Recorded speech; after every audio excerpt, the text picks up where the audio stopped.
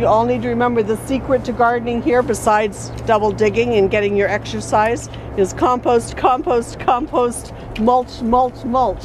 Composts are materials that are incorporated into soil with the idea of increasing nutrient holding capacity and water holding capacity in soils.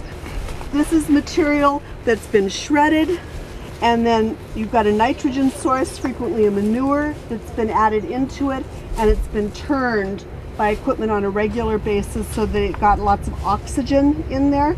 That process of having high carbon material like wood chips and some source of nitrogen like horse manure, chicken manure, coffee grounds, kitchen waste, air and water feeds bacteria that break. We always think of bacteria as being good guys, and as a gardener you want bacteria, you want fungi.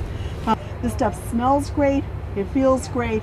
Good compost is this amazing product, but composts are put on the soil and incorporated in.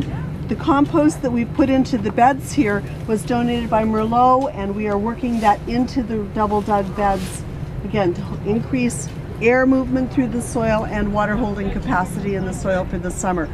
Compost needs to be some kind of decayed organic material, preferably done under high temperatures. You'd like compost to get to about 160 to 180 Fahrenheit. There's certain thermophilic bacteria at that temperature that break down 99% of the pathogens. And it also kills weed seeds. If you're that hot, you've killed the weed seeds, you've killed the pathogens that might be in there, you're only adding the good stuff into the soil that plants would need.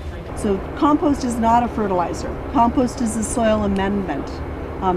You can get compost with fertilizers added. And you can use compost as mulch. Mulch simply means something you put on top of the ground. Black plastic is a mulch. It's considered a mulch. So if you were to go to a nursery and say, what have you got for mulch? They might point you to rolls of plastic. They could point you to gravel. They could point you to wood chips. It simply means some non-living material you put on top of the ground.